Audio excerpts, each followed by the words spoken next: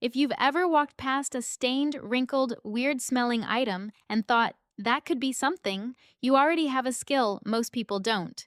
Today, I'm showing you the 5 traits that separate casual thrifters from the people who find $300 items for 12 bucks. Stick around, because sign number 3 is the one almost nobody talks about. I'm going to walk through each of these one at a time, and I want you to actually count how many apply to you. By the end, you'll know exactly where you stand and what to work on. Sign 1, patience. The best finds are almost never in the first 5 minutes. Genius thrifters treat a store like a puzzle, not a race. They'll go through an entire section methodically, because they know the good stuff hides between the ordinary stuff. If you've ever caught yourself wanting to give up after one rack, that's the instinct to unlearn first.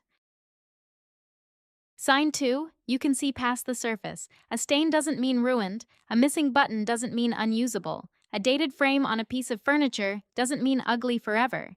Genius thrifters ask one question: is the problem fixable, or is the item actually flawed? Those are 2 very different things, and mixing them up is how people walk past their best finds. Sign 3, you're better. And this is the one people skip. You walk in with a loose goal. Not a rigid list, but a direction. I'm looking for winter coats, or I need something for the living room. Shopping with zero intention is how you leave with things you don't need and miss the things you do.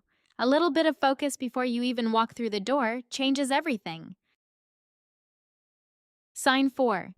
You've started noticing details other people scroll past. Stitching quality, fabric weight, brand tags. This isn't something you're born with. It's built rep by rep, trip by trip. The more you look, the faster your brain flags. This one's different. And sign 5, you know when to say no. Genius thrifters aren't the ones who buy everything that seems like a deal.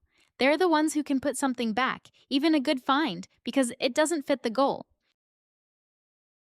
So, patience, vision beyond the surface, a little intention before you shop, a trained eye, and knowing when to walk away. How many did you count? If you want to build that trained eye faster, next week I'm covering exactly where to thrift and which store types actually reward that skill. Subscribe so you catch it, and drop your number, 1 through 5, in the comments. This is just one piece of the full framework. It's all laid out in my book, ThriftWise, Unlocking Your Buying Genius, linked below if you want to go deeper.